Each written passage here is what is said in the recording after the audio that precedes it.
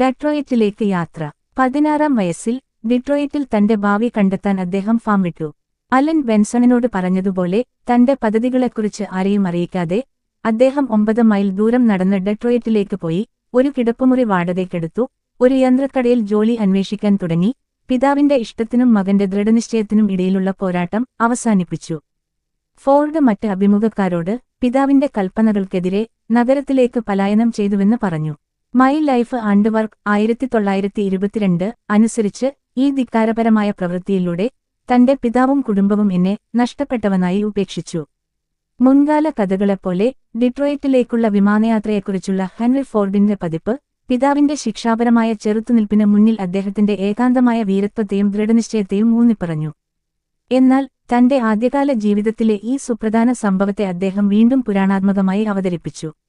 മറ്റ് നിരീക്ഷകരിൽ നിന്നുള്ള തെളിവുകൾ വ്യക്തമാക്കുന്നതുപോലെ ഹെൻറിയുടെ ഡെട്രോയിറ്റിലേക്കുള്ള താമസം പിതാവിന്റെ സഹകരണത്തോടെയല്ല, എതിർപ്പോടെയാണ് ഉണ്ടായത്. മാർഗരറ്റിന്റെ അഭിപ്രായത്തിൽ ഫോർഡ് കുടുംബത്തിലെ എല്ലാവർക്കും അറിയാമായിരുന്നു. ഒരു ഘട്ടത്തിൽ അദ്ദേഹം യന്ത്രസാമഗ്രികളെയും നീരാവി എഞ്ചിനുകളെയും കുറിച്ച് കൂടുതലറിയാൻ നഗരത്തിലേക്ക് പോകുമെന്ന്. അത് എപ്പോൾ എന്നതിന്റെ ഒരു ചോദ്യം മാത്രമായിരുന്നു. ഹെൻറിയും വില്യമും ഈ കാര്യം ചർച്ച ചെയ്തിരുന്നുവെന്ന് അവർ അവകാശപ്പെട്ടു. തന്റെ സഹോദരൻ ഒരു മുറി തേടി ഡെട്രോയിറ്റ് തെരുവുകളിൽ നടക്കാതെ അച്ഛന്റെ സഹോദരിയായ ആന്റി റെബേക്ക ഫ്ലാഹർട്ടിയോടൊപ്പം താമസിച്ചുവെന്നും അവർ ചൂണ്ടിക്കാട്ടി. സ്ട്രീറ്റ് കാറുകൾ നിർമ്മിച്ച മിഷിഗൺ കാർ കമ്പനി വർക്സിൽ 6 ദിവസം മാത്രം ജോലി ചെയ്ത ശേഷം ഫ്ലവർ ബ്രദേഴ്സ് മെഷീൻ ഷോപ്പിൽ അദ്ദേഹത്തിന് പെട്ടെന്ന് ജോലി ലഭിച്ചു. വില്യം ഫോർഡുമായുള്ള ഏതോ ഒരുതരം മുൻകാല ക്രമീകരണത്തിന്റെ ഫലമാണിതെന്ന് മാർഗരറ്റ് വിശ്വസിച്ചു. കാരണം അദ്ദേഹവും ജെയിംസ് ഫ്ലവറും പഴയ സുഹൃത്തുക്കളായിരുന്നു. ഫ്ലവർ ബ്രദേഴ്സിലെ ഒരു യുവ അപ്രന്റീസായ ഫ്രെഡറിക് സ്ട്രോസ് മാർഗരറ്റിന്റെ കഥ ശരിവച്ചു. ഒരു ദിവസം രാവിലെ ജോലിസ്ഥലത്ത് എത്തി ഓഫീസിലേക്ക് നോക്കിയപ്പോൾ സ്ട്രോസ് ഓർത്തു, ഞാൻ ഹെൻറി ഫോർഡിന്റെ പിതാവിനെ കണ്ടു. ഹെൻറി അദ്ദേഹത്തോടൊപ്പം ഉണ്ടായിരുന്നു. അവർ ആരാണെന്ന് എനിക്കറിയില്ലായിരുന്നു. പക്ഷേ അടുത്ത ദിവസം ഹെൻറി ജോലിക്ക് വന്നു. 1879 ഡിസംബറിൽ ഫോർഡ് ഫ്ലവർ ബ്രദേഴ്സിൽ ആഴ്ചയിൽ $2.50 ജോലി ആരംഭിച്ചു. വുഡ്ബ്രിഡ്ജിന്റെയും ബ്രഷ് സ്ട്രീറ്റുകളുടെയും മൂലയിൽ സ്ഥിതി ചെയ്യുന്ന ഈ കട ഒരു നിലയിൽ പിച്ചള, ഇരുമ്പ് കാസ്റ്റിംഗുകൾ നിർമ്മിക്കുകയും മറ്റൊരു നിലയിൽ അവ പൂർത്തിയാക്കുകയും ചെയ്തു. ഒരു അപ്രന്റീസായി പിച്ചള വാൽവുകൾ രൂപപ്പെടുത്തുന്ന ഒരു ചെറിയ മില്ലിംഗ് മെഷീനിൽ ഫോർഡ് ജോലി ചെയ്തു. ഈ തിരക്കേറിയ കടയുടെ പ്രവർത്തനങ്ങൾ മെക്കാനിക്സ് ഭ്രാന്തനായ യുവാവിനെ ലഹരി പിടിപ്പിച്ചിരിക്കണം. ഈ ചെറുകിട വ്യാവസായിക സംരംഭത്തിന്റെ ശബ്ദായമാനവും തിരക്കേറിയതുമായ അന്തരീക്ഷം പകർത്തിയ ഫ്ലവർ ബ്രദേഴ്സിനെക്കുറിച്ച് ഫ്രെഡറിക് സ്ട്രോസ് ഒരു വിവരണം നൽകി. അതൊരു പഴയ കടയായിരുന്നു. കമ്പനിയിൽ 3 സഹോദരന്മാർ ഉണ്ടായിരുന്നു. എല്ലാവരും 60കളോ അതിൽ കൂടുതലോ പ്രായമുള്ളവർ. അവർ സ്കോട്ടിഷ് ആയിരുന്നു. എന്നെ വിശ്വസിക്കൂ, അവർക്ക് അൽറാൻ കഴിയും. പിച്ചള, ഇരുമ്പ് എന്നിവയുടെ നിരയിലുള്ള എല്ലാം അവർ നിർമ്മിച്ചു. ഗ്ലോബ്, ഗേറ്റ് വാൽവുകൾ, ഗോങ്ങുകൾ, സ്റ്റീം വിസിലുകൾ, ഫയർ ഹൈഡ്രന്റുകൾ, വാട്ടർ പൈപ്പുകൾക്കുള്ള വാൽവുകൾ. വൈവിധ്യമാർന്ന ജോലികൾ ഉണ്ടായിരുന്നു. വലിയ ഗേറ്റ് വാൽവുകളുടെ ഇരുമ്പ് ബോഡികളുടെ ചില കാസ്റ്റിംഗുകൾക്ക് 1 ടണ്ണോ അതിൽ കൂടുതലോ ഭാരമുണ്ടായിരുന്നു. അവർ വളരെയധികം വ്യത്യസ്ത വസ്തുക്കൾ നിർമ്മിച്ചതിനാൽ വലുതും ചെറുതുമായ എല്ലാത്തരം യന്ത്രങ്ങളും ലാത്തുകളും ഡ്രിൽ പ്രസ്സുകളും അവർക്ക് ആവശ്യമായി വന്നു. താഴ്ന്ന മേൽത്തട്ട് ഉള്ള കടയിൽ ചൂട് വളരെ കൂടുതലാകുമ്പോൾ താനും ഹെൻറിയും പലപ്പോഴും തെരുവിന് എതിർവശത്തുള്ള ഒരു കൂളർ കെട്ടിടത്തിലേക്ക് അരമണിക്കൂർ ഇടവേളകൾക്കായി ഒളിച്ചോടാറുണ്ടായിരുന്നുവെന്ന് സ്ട്രോസ് പറഞ്ഞു. എന്നിരുന്നാലും 9 മാസങ്ങൾക്ക് ശേഷം ഫോർഡ് തന്റെ മെക്കാനിക്കൽ അനുഭവം വിശാലമാക്കുന്നതിനായി ഫ്ലവർ ബ്രദേഴ്സിനെ വിട്ടു. അദ്ദേഹം പിന്നീട് വിശദീകരിച്ചതുപോലെ ഡെട്രോയിറ്റിലെ അപ്രന്റീസുകൾക്ക് 4 വർഷത്തെ കാലാവധി പൂർത്തിയാക്കേണ്ടി വന്നു.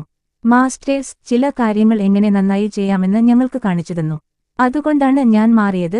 അങ്ങനെ എനിക്ക് വ്യത്യസ്ത കാര്യങ്ങളെക്കുറിച്ച് കൂടുതലറിയാൻ കഴിയും. അങ്ങനെ 1880 ഓഗസ്റ്റിൽ അദ്ദേഹം നഗരത്തിലെ ഏറ്റവും വലിയ കപ്പൽ നിർമ്മാണ ഫാക്ടറിയായ ഡെട്രോയിറ്റ് ഡ്രൈ ഡോക്ക് കമ്പനിയിലേക്ക് മാറി. എന്നിരുന്നാലും ആഴ്ചയിൽ $2 ശമ്പളം വെട്ടിക്കുറയ്ക്കേണ്ടിവന്നു. ഡെട്രോയിറ്റ് നദിയിലെ ഓർലിയൻസ് സ്ട്രീറ്റിന്റെ ചുവട്ടിൽ ഇരുന്നുകൊണ്ട് നദീതീരത്ത് 700 അടി വിസ്തൃതിയിൽ വ്യാപിച്ചുകിടക്കുന്ന ഈ സംരംഭം 2 വലിയ ഡോക്കുകൾ, ഒരു മെഷീൻ ഷോപ്പ്, ഒരു എഞ്ചിൻ വർക്ക്സ്, ഒരു പിച്ചള ഇരുമ്പ് ഫൗണ്ടറി, ഒരു ബോയിലർ ഷോപ്പ് എന്നിവ ഉൾക്കൊള്ളുന്നു. സ്റ്റീമറുകൾ, ബാർക്കുകൾ, ബാർജുകൾ, സ്കൂണറുകൾ, ടഗ് ബോട്ടുകൾ എന്നിങ്ങനെ വിവിധതരം ഇരുമ്പ് കപ്പലുകൾ കമ്പനി നിർമ്മിച്ചു.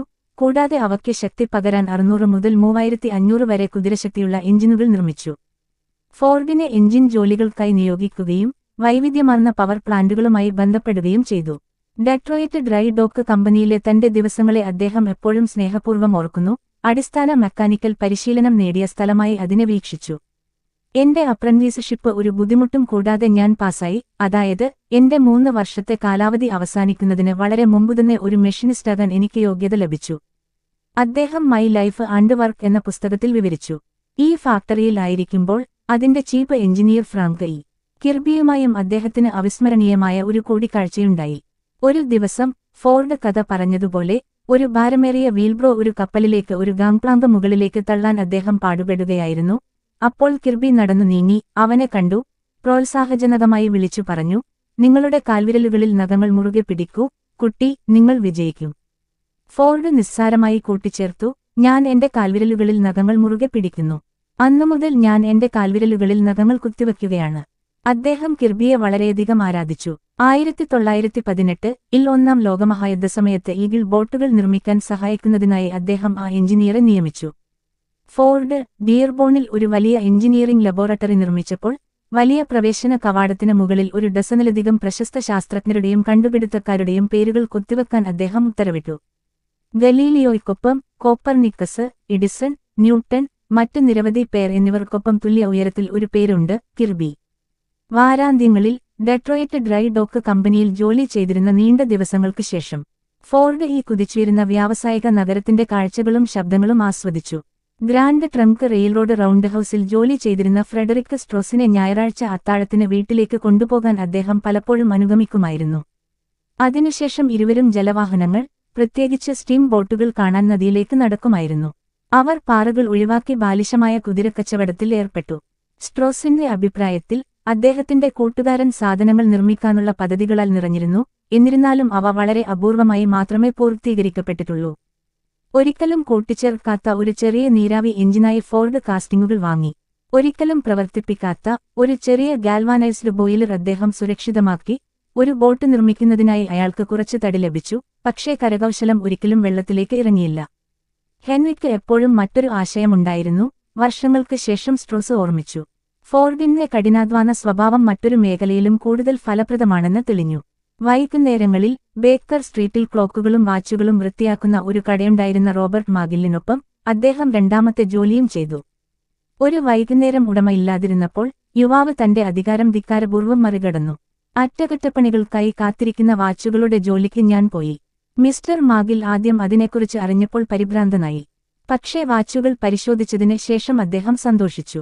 എനിക്ക് ഒരു സ്ഥിരമായ ജോലി തന്നതിൽ അദ്ദേഹം വളരെ സന്തോഷിച്ചു. എന്നാൽ ഒരു ആൺകുട്ടി അവരുടെ വിലയേറിയ വാച്ചുകൾ നന്നാക്കുന്നത് തന്റെ ഉപഭോക്താക്കൾ അംഗീകരിക്കില്ലെന്ന് അദ്ദേഹം ഭയപ്പെട്ടു. അതിനാൽ ഞാൻ കാഴ്ചയിൽ നിന്ന് മാറി പിന്മുറിയിലെ ബെഞ്ചിൽ ജോലി തുടർന്നു.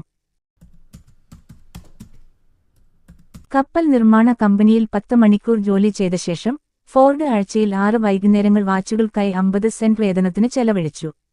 ഇത് ഒരുപക്ഷെ ഒരു ആവശ്യമായിരുന്നു, കാരണം അദ്ദേഹത്തിന്റെ താമസത്തിനും ഭക്ഷണത്തിനുമുള്ള ചെലവ് ആഴ്ചയിൽ $3.50 ആയിരുന്നു. ഇപ്പോൾ അദ്ദേഹം ഒരു ബോർഡിംഗ് ഹൌസിൽ താമസിച്ചിരുന്നു. അദ്ദേഹത്തിന്റെ മിതമായ ശമ്പളമായ $2 കവിഞ്ഞു. ഏതാണ്ട് ഇതേ സമയത്താണ് ഫോർഡിന്റെ അഭിപ്രായത്തിൽ എനിക്ക് ഏകദേശം 30 സെന്റിന് ഒരു സേവനയോഗ്യമായ വാച്ച് നിർമ്മിക്കാൻ കഴിയുമെന്ന് അദ്ദേഹം സ്വപ്നം കാണാൻ തുടങ്ങി. ബിസിനസ്സിൽ ഏതാണ്ട് ആരംഭിച്ചു. ഒരു ദിവസം 2000 വാച്ചുകൾ നിർമ്മിക്കുന്നത് ഈ കുറഞ്ഞ ചെലവ് നിറവേറ്റാൻ സഹായിക്കുമെന്ന് അദ്ദേഹം കണ്ടെത്തി. മെഷീനുകൾ ആസൂത്രണം ചെയ്യാനും രൂപകൽപ്പന ചെയ്യാനും തുടങ്ങി. പ്രതിവർഷം 1/2 ദശലക്ഷത്തിലധികം വാച്ചുകൾ വിൽക്കാനുള്ള സാധ്യത ഒടുവിൽ പദ്ധതിയെ തടസ്സപ്പെടുത്തി.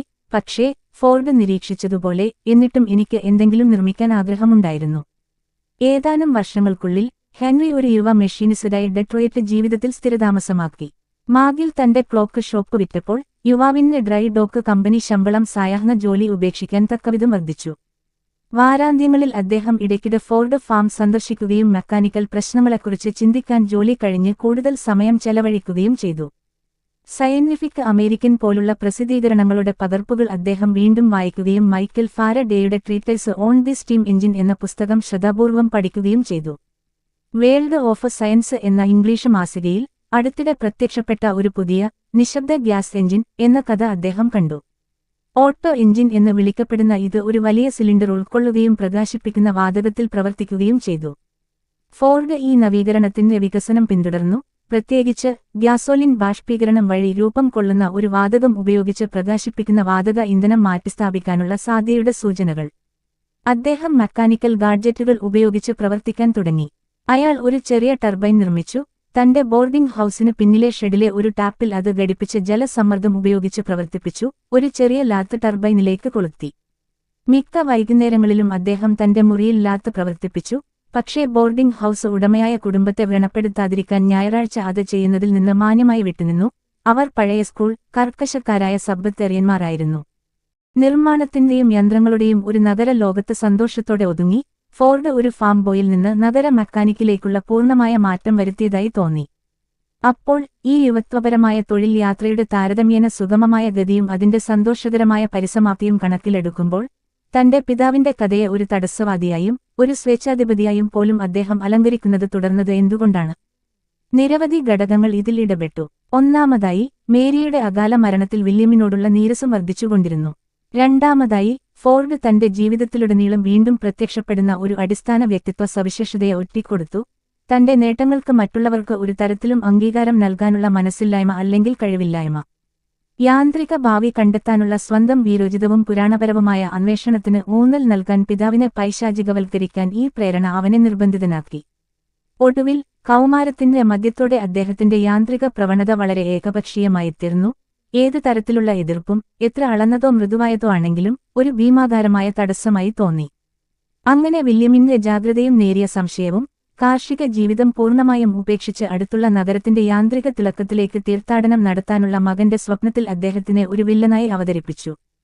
പക്ഷേ ഹെൻറി ഫോർഡിന്റെ പിതാവുമൊത്തുള്ള മെലോഡ്രാമ സങ്കൽപ്പിക്കാൻ പോലും കഴിയുന്നത്ര ശക്തമായിരുന്നെങ്കിലും ഒരു രംഗം കൂടി അവതരിപ്പിക്കാനുണ്ടായിരുന്നു. ഡിട്രോയിറ്റിൽ 3 വർഷത്തോളം ചെലവഴിച്ചതിനു ശേഷം അദ്ദേഹത്തിന്റെ ജീവിതം മറ്റൊരു പ്രധാന വഴിത്തിരിവായി. 1882 വേനൽക്കാലത്തിന്റെ അവസാനത്തിലോ ശരത്കാലത്തിന്റെ തുടക്കത്തിലോ ഹെൻറി അർദ്ധമനസ്സോടെ കുടുംബ ഫാമിലേക്ക് മടങ്ങി. നഗരത്തിലേക്ക് താമസം മാറിയതിനുശേഷം മിക്കവാറും എല്ലാ വർഷവും ചെയ്തതുപോലെ തന്റെ കുടുംബത്തെ വിളവെടുപ്പിൽ സഹായിക്കാൻ അദ്ദേഹം ഡെട്രോയിറ്റ് ഡ്രൈ ഡോക്ക് കമ്പനിയിൽ നിന്ന് കുറച്ചു സമയമെടുത്തു. എന്നാൽ ഇത്തവണ അദ്ദേഹം കൂടുതൽ കാലം അവിടെ തങ്ങി. ഒരു മെഷീനിസ്റ്റ് എന്ന നിലയിലുള്ള തന്റെ ജോലി ഉപേക്ഷിച്ച് അദ്ദേഹം ഏകദേശം ഒരു ദശാബ്ദക്കാലത്തെ അവ്യക്തത ആരംഭിച്ചു. അതിൽ അദ്ദേഹം ഡെട്രോയിറ്റിന്റെയും ഡിയർബോണിന്റെയും ലോകങ്ങളിലൂടെയും നഗരത്തിന്റെയും രാജ്യത്തിന്റെയും ഭാവിയുടെയും ഭൂതകാലത്തിന്റെയും ലോകങ്ങളിലൂടെയും സഞ്ചരിക്കാൻ ശ്രമിച്ചു. സ്വതന്ത്രമായ ഒരു റോളോടെ പൂർണ്ണമായ ഒരു പുതിയ മെക്കാനിക്കൽ അവസരം ഒരു നഗര മെക്കാനിക്ക് എന്ന നിലയിലുള്ള തന്റെ ജീവിതം ഉപേക്ഷിക്കാൻ അദ്ദേഹത്തെ പ്രേരിപ്പിച്ചു. അയൽക്കാരനായ കർഷകനായ ജോൺ ഗ്ലീസൺ വെസ്റ്റിംഗ്ഹൌസിൽ നിന്ന് ഒരു പോർട്ടബിൾ സ്റ്റീം എഞ്ചിൻ വാങ്ങിയിരുന്നു. അത് പിന്നീട് തന്റെ സ്ഥലത്ത് ഉപയോഗിക്കാനും പിന്നീട് ധാന്യം മെതിക്കുന്നതിനും മരം മുറിക്കുന്നതിനും വാടകയ്ക്കെടുക്കാനും പദ്ധതിയിട്ടു. എന്നാൽ ഈ അതിവേഗ എഞ്ചിൻ പ്രവർത്തിപ്പിക്കാൻ അദ്ദേഹത്തിന്റെ കഴിവുകൾ അപര്യാപ്തമാണെന്ന് തെളിഞ്ഞു. അദ്ദേഹം നിയമിച്ച പ്രാദേശിക എഞ്ചിനീയർ കഴിവില്ലാത്തവനായി മാറി. അതിനാൽ ഗ്ലീസൺ സഹായത്തിനായി ഫോർഡിനെ വിളിച്ചു. അദ്ദേഹം തന്റെ യന്ത്രത്തെ ഭയപ്പെടുന്നുണ്ടെന്ന് എനിക്കൊരു ധാരണയുണ്ട്, ഹെൻറി വളരെക്കാലം കഴിഞ്ഞ് പറഞ്ഞു. സത്യം പറഞ്ഞാൽ ഞാൻ എന്നെത്തന്നെ ഭയപ്പെടുത്തി. തന്റെ മകന്റെ പരിമിതമായ അനുഭവത്തിന് അതിവേഗ ദ്രുത സ്റ്റീമിംഗ് എഞ്ചിൻ വളരെ കൂടുതലായിരിക്കുമെന്ന് വില്യം ഫോർഡ് വിശ്വസിച്ചു. പക്ഷേ അദ്ദേഹം മനസ്സില്ലാമനസ്സോടെ അംഗീകരിച്ചു. അതിനാൽ ഹെൻറി ടാസ്ക് ഏറ്റെടുത്തു. അദ്ദേഹത്തിന്റെ വാക്കുകളിൽ പറഞ്ഞാൽ, എന്റെ സംശയങ്ങൾ പൂർണ്ണമായും അപ്രത്യക്ഷമാകാൻ അധികം താമസിയാതെ എഞ്ചിനിൽ ഒരു PhD ലഭിച്ചപ്പോൾ എനിക്ക് എന്നെത്തന്നെ ഒരു PhD കിട്ടി. വെസ്റ്റിംഗ്ഹൌസ് നമ്പർ 345 ജോലി ചെയ്തും അതിന്റെ സ്റ്റീം ബോയിലർ ഒരു ചെറിയ ഉറപ്പുള്ള 4 ചക്ര ചേസിസിന്റെ പിൻഭാഗത്ത് ഘടിപ്പിച്ചും അദ്ദേഹം തന്റെ ജീവിതത്തിന്റെ ഒരു ഭാഗം കണ്ടെത്തിയതായി തോന്നുന്നു. ആദ്യ ദിവസത്തിന്റെ അവസാനത്തിൽ ഞാൻ തുടക്കത്തിൽ ഉണ്ടായിരുന്നതുപോലെ തന്നെ ക്ഷീണിതനായിരുന്നു. പക്ഷേ ഞാൻ എഞ്ചിൻ സ്ഥിരമായി പ്രവർത്തിപ്പിച്ചു. അത് അതിന്റെ ജോലിയിൽ നന്നായി നിൽക്കാൻ പ്രേരിപ്പിച്ചു. ഞാൻ ചെയ്യാൻ തുടങ്ങിയത് നേടിയെടുത്ത എന്റെ മനസ്സിലെ സങ്കടവും ക്ഷീണവും ഞാൻ മറന്നു. കൂടുതൽ ആശ്വാസകരമായ വികാരങ്ങൾ കുറവാണ്. എനിക്ക് ഒരു ദിവസം $3 ശമ്പളം ലഭിച്ചു. 83 ദിവസം സ്ഥിരമായി ജോലി ചെയ്തു. ഞാൻ ഫാമിൽ നിന്ന് ഫാമിലേക്ക് യാത്ര ചെയ്തു. എന്റെയും അയൽക്കാരന്റെയും ക്ലോവർ മെതിച്ചു, ചുമടുകൾ വലിച്ചു, ധാന്യം തണ്ടുകൾ മുറിച്ചു, മരം വെട്ടി. അത് കഠിനമായ ജോലിയായിരുന്നു. എനിക്ക് ആ യന്ത്രത്തോടും അതിന്റെ പൂർണ്ണവും വിദഗ്ധവുമായ യമാനനോടും വളരെയധികം ഇഷ്ടമായി. അക്കാലത്തെ പരുക്കൻ ഗ്രാമീണ റോഡുകളിലൂടെ ഞാൻ അതിനെ നയിച്ചപ്പോൾ ഉണ്ടായിരുന്നതിനേക്കാൾ എനിക്ക് എന്നിൽ തന്നെ സംതൃപ്തി തോന്നിയിട്ടില്ല. ഗ്ലീസണിനു വേണ്ടി ഫോർഡ് നടത്തിയ മെക്കാനിക്കൽ ജോലികൾ മറ്റു വഴികൾ തുറന്നു. അദ്ദേഹം സ്വന്തമായി ഒരു ഫാം ലോക്കോമോട്ടീവ് അല്ലെങ്കിൽ പ്രോട്ടോടൈപ്പ് ട്രാക്ട് നിർമ്മിക്കുന്നതിൽ പരീക്ഷണം ആരംഭിച്ചു. പിതാവിന്റെ ഫാമിൽ നിന്ന് ഉപേക്ഷിച്ച ഒരു പഴയ വെട്ടൽ യന്ത്രം രക്ഷപ്പെടുത്തി അദ്ദേഹം വീട്ടിൽ നിർമ്മിച്ച ഒരു നീരാവി എഞ്ചിൻ അതിന്റെ വലിയ ഫ്രെയിമിൽ ഘടിപ്പിക്കുകയും ഒരു ക്രൂഡ് ബെൽറ്റ് അതിന്റെ കാസ്റ്റ് ഇരുമ്പ് ചക്രങ്ങളുമായി ബന്ധിപ്പിക്കുകയും ചെയ്തു. തീപിടിച്ചപ്പോൾ കോൺട്രാപ്ഷൻ 40 അടി ഇഴഞ്ഞു നീങ്ങി, പക്ഷേ പിന്നീട് തകർന്നു. വാഹനത്തിന്റെ ഭാരത്തിന് പര്യാപ്തമല്ലാത്ത വൈദ്യുതിയുടെ ഒരു ഇരയായിരുന്നു അത്. വൈദ്യുതി അല്ലെങ്കിൽ ഗ്യാസോലിൻ പോലുള്ള ബദൽ ഊർജ്ജ സ്രോതസ്സുകളെക്കുറിച്ച് അദ്ദേഹം ചിന്തിച്ചു, പരീക്ഷണം തുടർന്നു. കൂടാതെ ഗ്ലീസണിന്റെ പോർട്ടബിൾ സ്റ്റീം എഞ്ചിൻ ഉപയോഗിച്ച് പ്രദേശത്തെ ഫാമുകളിൽ ജോലി ചെയ്യുന്നതിനിടയിൽ ഫോർഡ് വെസ്റ്റിംഗ്ഹൌസിന്റെ റീജിയണൽ മാനേജരായ ജോൺ ചീനിയെ കണ്ടുമുട്ടി. ആ യുവാവിന്റെ അറിവിലും ഉത്സാഹത്തിലും ആകൃഷ്ടനായ ചീനി കമ്പനിയുടെ മെഷീനുകളുടെ ഡെമോൺസ്ട്രേറ്ററായും റിപ്പയർമാനായും അദ്ദേഹത്തെ നിയമിച്ചു. 1883 മുതൽ 1885 വരെ ഫോർഡ് തെക്കൻ മിഷിഗണിലുടനീളം ഫാമിൽ നിന്ന് ഫാമിലേക്ക് സഞ്ചരിച്ച് കമ്പനി ട്രബിൾ ഷൂട്ടറായി ജോലി ചെയ്തും വെസ്റ്റിംഗ്ഹൌസ് സ്റ്റീം എഞ്ചിനുകൾ സ്ഥാപിച്ചും നന്നാക്കിയും ജോലി ചെയ്തു. മിൽസ്, ഡൈംലർ കമ്പനികൾ നിർമ്മിച്ച മറ്റ് തരത്തിലുള്ള എഞ്ചിനുകളെ അദ്ദേഹം പരിചയപ്പെടാൻ തുടങ്ങി, അവയുടെ രൂപകൽപ്പനയും സവിശേഷതകളും പരിചയപ്പെടുന്നതിലൂടെ തന്റെ അറിവ് വിശാലമാക്കി. മറ്റൊരു വിധത്തിലും അദ്ദേഹം തന്റെ പരിശീലനം വികസിപ്പിച്ചു. കാർഷിക യന്ത്രങ്ങളുമായി പുറം ജോലി അസാധ്യമായപ്പോൾ അദ്ദേഹം ഗോൾഡ്സ്മിത്ത്, ബ്രെയിൻഡ് എന്ന ഡെട്രോയിറ്റ് ബിസിനസ് സ്കൂളിൽ ചേർന്നു. Mechanical drawing, book keeping, business രീതികൾ എന്നിവയുടെ അടിസ്ഥാനകാര്യങ്ങൾ പഠിക്കുന്നതിനായി 19-ാം നൂറ്റാണ്ടിന്റെ മധ്യത്തിൽ സ്ഥാപിതമായ ഒരു ദേശീയ സ്ഥാപന ശൃംഖലയുടെ ഭാഗമായിരുന്നു സ്ട്രാറ്റൺ ബിസിനസ് യൂണിവേഴ്സിറ്റി. 1886-ൽ കാർഷിക യന്ത്രങ്ങളിൽ തന്റെ മകന്റെ വിജയകരമായ പ്രവർത്തനത്തിന്റെ വെളിച്ചത്തിൽ വില്യം ഫോർഡ് അദ്ദേഹത്തെ ഭൂമിയിൽ സ്ഥിരമായി ഉറപ്പിക്കാൻ അവസാന ശ്രമം നടത്തി. 1860കളിൽ ഹെൻറി വാങ്ങിയ 80 ഏക്കർ മുൻ ഉടമയുടെ പേരിലുള്ള മോയർ സ്ഥലം, ഒരു ചെറിയ വീടും സമൃദ്ധമായ വനവളർച്ചയും അദ്ദേഹം വാഗ്ദാനം ചെയ്തു. ഫോർഡ് സൂചിപ്പിച്ചതുപോലെ വില്യമിന്റെ ഓഫർ നല്ലതായിരുന്നു, ഞാൻ ഒരു യന്ത്രവിദഗ്ധനാകുന്നത് ഉപേക്ഷിച്ചാൽ മാത്രം. എന്നാൽ ഒരു കർഷകനാകാനുള്ള പുതുതായി കണ്ടെത്തിയ ആഗ്രഹം കൊണ്ടല്ല, മറിച്ച് അത് തന്റെ മെക്കാനിക്കൽ വൈദഗ്ധ്യം ഉപയോഗിക്കാനുള്ള അവസരം നൽകിയതിനാലാണ് അദ്ദേഹം സ്വീകരിക്കാൻ തീരുമാനിച്ചത്. അദ്ദേഹം തടി വ്യാപാരത്തിൽ സ്വയം ഏർപ്പെട്ടു. അദ്ദേഹം ഒരു വലിയ വൃത്താകൃതിയിലുള്ള സോ വാങ്ങി, അത് പ്രവർത്തിപ്പിക്കാൻ ഒരു പോർട്ടബിൾ സ്റ്റീം എഞ്ചിൻ വാടകയ്ക്കെടുത്തു, ട്രാഡിലെ തടി വിളവെടുക്കാൻ തുടങ്ങി.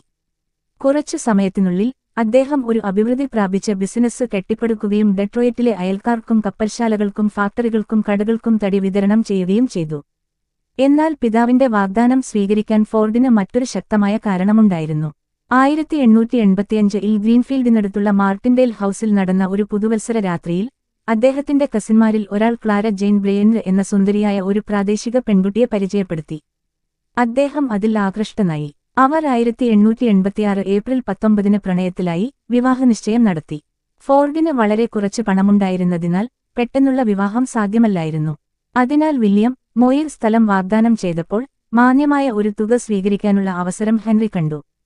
2 വർഷത്തെ കഠിനാധ്വാനത്തിനും സമ്പാദ്യത്തിനും ശേഷം 1888 ഏപ്രിൽ 11 അദ്ദേഹം ക്ലാരയെ വിവാഹം കഴിച്ചു.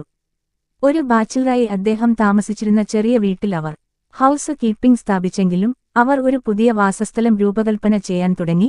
അടുത്ത വർഷം ഫോർഡ് സ്ക്വയർ ഹൌസ് എന്നറിയപ്പെടുന്നത് നിർമ്മിച്ചു. 1.5 നിലയുള്ള ഈ കോട്ടേജ് അദ്ദേഹത്തിന്റെ ഫാമിൽ നിന്നുള്ള തടി കൊണ്ടാണ് നിർമ്മിച്ചത്. അതിൽ ഒരു പോർച്ച്, ഡോർമർ ജനാലകൾ, ജിഞ്ചർബ്രെഡ് കോളങ്ങൾ, ബാലസ്ട്രേഡുകൾ എന്നിവ ഉണ്ടായിരുന്നു. 1889 ജൂണിൽ ദമ്പതികൾ അവരുടെ പുതിയ വീട്ടിലേക്ക് താമസം മാറി. അടുത്ത കുറച്ച് വർഷത്തേക്ക് ഹെൻറി ഫോർഡ് ഒരുതരം സമ്മിശ്ര ജീവിതം നയിച്ചു, ഒരു കാൽ കാർഷിക ഭൂതകാലത്തിലും മറ്റേ കാൽ വ്യാവസായിക ഭാവിയിലേക്കും. ശൈത്യകാലത്ത് അദ്ദേഹം തന്റെ തടിമില്ല് പ്രവർത്തിപ്പിച്ചു, വേനൽക്കാലത്ത് ബക്കി ഹാർവെസ്റ്റർ കമ്പനിയിൽ ജോലി ചെയ്തു. അവിടെ എക്ലിപ്സ് പോർട്ടബിൾ ഫാം എഞ്ചിനുകൾ സ്ഥാപിക്കുന്നതിനും സർവീസ് ചെയ്യുന്നതിനും അദ്ദേഹത്തെ നിയമിച്ചിരുന്നു. എന്നാൽ അദ്ദേഹത്തിന്റെ താൽപര്യത്തിന്റെയും ഊർജ്ജത്തിന്റെയും ഭൂരിഭാഗവും ഒരു പുതിയ പദ്ധതിയിൽ കേന്ദ്രീകരിച്ചു. തന്റെ കുടുംബവുമായുള്ള സംഭാഷണത്തിൽ ഫോർഡ് കൂടുതലായി ഒരു വിഷയം ഉന്നയിച്ചുകൊണ്ടിരുന്നു, സ്വന്തം ശക്തി ഉപയോഗിച്ച് ആളുകളെ ചുറ്റി സഞ്ചരിക്കാൻ കഴിയുന്ന ഒരു കുതിരയില്ലാത്ത വണ്ടി നിർമ്മിക്കുന്നു. ഒരു വൈകുന്നേരം ക്ലാരയുമായി സംസാരിക്കുന്നതിനിടയിൽ അദ്ദേഹം ആവേശത്തോടെ ഒരു പഴയ സംഗീത ഷീറ്റിന്റെ പിന്നിൽ അത്തരമൊരു ഉപകരണം നിർമ്മിക്കുന്നതിനുള്ള തന്റെ ആശയത്തിന്റെ ഒരു രേഖാചിത്രം വരച്ചു. തീർച്ചയായും വലിയ പ്രശ്നം ഭാരം കുറഞ്ഞതും എന്നാൽ ശക്തവുമായ ഒരു എഞ്ചിൻ വികസിപ്പിക്കുക എന്നതായിരുന്നു. 1885-ൽ ഇംഗ്ലണ്ടിൽ നിന്ന് പുതിയ ഓട്ടോ എഞ്ചിനുകളിൽ ഒന്ന് നന്നാക്കാൻ ഫോർഡിനെ വിളിച്ചു. ഡെട്രോയിറ്റിലെ തന്റെ അപ്രന്റീസ് ദിവസങ്ങളിൽ അദ്ദേഹം അതിനെക്കുറിച്ച് വായിച്ചിരുന്നു. പട്ടണത്തിൽ ആർക്കും അവയെക്കുറിച്ച് ഒന്നും അറിയില്ലായിരുന്നു, അദ്ദേഹം പറഞ്ഞു. ഞാൻ അങ്ങനെ ചെയ്തതായി ഒരു കിംവദന്തി ഉണ്ടായിരുന്നു, ഞാൻ ഒരിക്കലും അങ്ങനെയൊന്നും അറിഞ്ഞിരുന്നില്ലെങ്കിലും ഞാൻ അത് ഏറ്റെടുത്ത് ജോലി ചെയ്തു. ഭാരമേറിയതും ഭാരമില്ലാത്തതുമായ നീരാവി എഞ്ചിനുകൾക്ക് പകരമായി ഗ്യാസോലിൻ എഞ്ചിനുകളുടെ അതുല്യമായ സാധ്യതയിലേക്ക് ആകർഷിക്കപ്പെട്ട അദ്ദേഹം ഭ്രാന്തനായി. തന്റെ വീടിനു പിന്നിലുള്ള കടയിൽ ഒഴിവു സമയം ചെലവഴിച്ചുകൊണ്ട് അദ്ദേഹം ഓട്ടോ മോഡലിന്റെ സ്വന്തം പതിപ്പ് നിർമ്മിച്ചു. ഗ്യാസോലിൻ ഉപയോഗിച്ച് പ്രവർത്തിക്കുന്ന ഒരു സിലിണ്ടർ, 4 സൈക്കിൾ ആന്തരിക ജ്വലന എഞ്ചിൻ. ആ ചെറിയ മോഡൽ നന്നായി പ്രവർത്തിച്ചു. ഫോർഡ് നിരീക്ഷിച്ചു. ഇതിന് 1 ഇഞ്ച് ബോറും 3 ഇഞ്ച് സ്ട്രോക്കും ഉണ്ടായിരുന്നു. ഗ്യാസോലിൻ ഉപയോഗിച്ച് പ്രവർത്തിച്ചു. കൂടുതൽ പവർ വികസിപ്പിച്ചില്ലെങ്കിലും വാണിജ്യപരമായി വാഗ്ദാനം ചെയ്യുന്ന എഞ്ചിനുകളേക്കാൾ ആനുപാതികമായി ഇത് അല്പം ഭാരം കുറഞ്ഞതായിരുന്നു. എന്നിരുന്നാലും ഈ എഞ്ചിന് ഒരു കനത്ത ഫ്ലൈ വീൽ ആവശ്യമായിരുന്നു. ഇത് ഏത് തരത്തിലുള്ള ഗതാഗത ഉപകരണത്തിനും അപ്രായോഗികമാക്കി. അതിനാൽ ഫോർഡ് പരീക്ഷണാത്മക എഞ്ചിനുകളുടെ ഒരു പരമ്പര നിർമ്മിക്കുകയും ഉപേക്ഷിക്കുകയും ചെയ്യുന്ന ഒരു പ്രക്രിയ ആരംഭിച്ചു. ഒടുവിൽ അദ്ദേഹം ഒരു പുതിയ സമീപനം സ്വീകരിച്ചു. 1890-ലാണ് ഞാൻ ഒരു ഇരട്ട സിലിണ്ടർ എഞ്ചിൻ ഉപയോഗിക്കാൻ തുടങ്ങിയത്, അദ്ദേഹം ഓർമ്മിച്ചു. 2 വിപരീത സിലിണ്ടറുകളുടെ പദ്ധതി, ഒന്ന് പവർ നൽകുമ്പോൾ മറ്റൊന്ന് ക്ഷീണിപ്പിക്കുന്നതായിരിക്കും എന്നതാണ്. ഇതിന് സ്വാഭാവികമായും പവർ പ്രയോഗിക്കുന്നതിന് പോലും ഇത്രയും ഭാരമുള്ള ഒരു ഫ്ലൈ വീൽ ആവശ്യമില്ല. ക്രാങ്ക്ഷാഫ്റ്റുമായി നേരിട്ട് ബന്ധിപ്പിച്ച ഒരു സൈക്കിളിൽ എഞ്ചിൻ ഘടിപ്പിക്കുന്നതിനെക്കുറിച്ച് ഫോർഡ് ചിന്തിച്ചു. തന്റെ ഫാം വർക്ക്ഷോപ്പിൽ മണിക്കൂറുകളോളം ടിങ്കറിംഗ് നടത്തിയ അദ്ദേഹം പതുക്കെ തന്റെ എഞ്ചിൻ നിർമ്മിക്കുകയും പരീക്ഷണത്തിലൂടെയും പിഴവിലൂടെയും അത് പരിഷ്കരിക്കുകയും ചെയ്തു. ഒരു ഗ്യാസ് എഞ്ചിൻ ഒരു നിഗൂഢമായ കാര്യമാണ്, അത് എല്ലായ്പ്പോഴും അത് ചെയ്യേണ്ട രീതിയിൽ പോകില്ല, അദ്ദേഹം വർഷങ്ങൾക്ക് ശേഷം കുറിച്ചു. ആ ആദ്യ എഞ്ചിനുകൾ എങ്ങനെ പ്രവർത്തിച്ചുവെന്ന് നിങ്ങൾക്ക് ഊഹിക്കാം. തന്റെ ഡിയർബോൺ ഫാമിൽ വർഷങ്ങളോളം നടത്തിയ എളിമയുള്ള പരീക്ഷണങ്ങൾക്ക് ശേഷം ഹെൻറി ഫോർഡ് ഒരു സുപ്രധാന തീരുമാനമെടുത്തു. ഗ്രാമീണ ജീവിതത്തിൽ അസ്വസ്ഥയുണ്ടായിരുന്ന അദ്ദേഹം കുതിരയില്ലാത്ത വണ്ടി വികസിപ്പിക്കാൻ ആഗ്രഹിച്ചതിനാൽ ഡെട്രോയിറ്റിലെ തന്റെ ബന്ധങ്ങൾക്കിടയിൽ ഒരു സ്ഥാനത്തിനായി നോക്കി. വാഹനത്തിന്റെ വികസനത്തിന് വൈദ്യുതിയെക്കുറിച്ച് കൂടുതൽ അറിവ് ആവശ്യമാണെന്ന നിഗമനത്തിലെത്തിയ അദ്ദേഹം എഡിസൺ ഇല്യൂമിനേറ്റിംഗ് കമ്പനി പ്രതിമാസം $45 എന്ന മനോഹരമായ ശമ്പളത്തിന് എഞ്ചിനീയർ, മെഷീനിസ്റ്റ് എന്നീ നിലകളിൽ ജോലി വാഗ്ദാനം ചെയ്തപ്പോൾ സന്തോഷിച്ചു. ഫാമിൽ സന്തുഷ്ടയായിരുന്നെങ്കിലും ഭർത്താവിന്റെ പരിശ്രമങ്ങളെ പിന്തുണച്ച ക്ലാരയുമായി കൂടിയാലോചിച്ച ശേഷം അദ്ദേഹം അത് സ്വീകരിക്കാൻ തീരുമാനിച്ചു. ഫാം എനിക്ക് നൽകുന്നതിനേക്കാൾ കൂടുതൽ പണമായിരുന്നു അത്, എന്തായാലും കാർഷിക ജീവിതത്തിൽ നിന്ന് വിട്ടുനിൽക്കാൻ ഞാൻ തീരുമാനിച്ചു, ഫോർഡ് പിന്നീട് വിശദീകരിച്ചു. എല്ലാം മുറിച്ചുമാറ്റിയിരുന്നു. അങ്ങനെ 1891 സെപ്റ്റംബറിൽ അദ്ദേഹവും ഭാര്യയും അവരുടെ സാധനങ്ങൾ പാക്ക് ചെയ്ത് ഡിട്രോയിറ്റിലേക്ക് പോയി. ഒടുവിൽ ഫോർഡ് തന്റെ പിതാവിന്റെ കാർഷിക ലോകവുമായുള്ള എല്ലാ ബന്ധങ്ങളും വിച്ഛേദിച്ചു. അതോ അങ്ങനെയായിരുന്നു? വർഷങ്ങൾക്കുശേഷം 1930കളിൽ ഹെൻറി ഫോർഡിനൊപ്പം നിരവധി ദിവസങ്ങൾ ചെലവഴിച്ചതിനുശേഷം ഫോർച്യൂണിലെ ഒരു റിപ്പോർട്ടർ തന്റെ 70 വർഷം പഴക്കമുള്ള വിഷയത്തെക്കുറിച്ച് ഒരു കൗതുകകരമായ നിഗമനത്തിലെത്തി. നിങ്ങൾ അദ്ദേഹത്തെ ആദ്യമായി കാണുമ്പോൾ കൃഷിയോട് താൽപ്പര്യമുള്ള ഒരു മെക്കാനിക്കാണെന്ന് നിങ്ങൾ കരുതുന്നു, അദ്ദേഹം എഴുതി. പിന്നീട് നിങ്ങൾ തീരുമാനിക്കും അദ്ദേഹം മെക്കാനിക്കിനോട് താൽപ്പര്യമുള്ള ഒരു കർഷകനാണെന്ന്.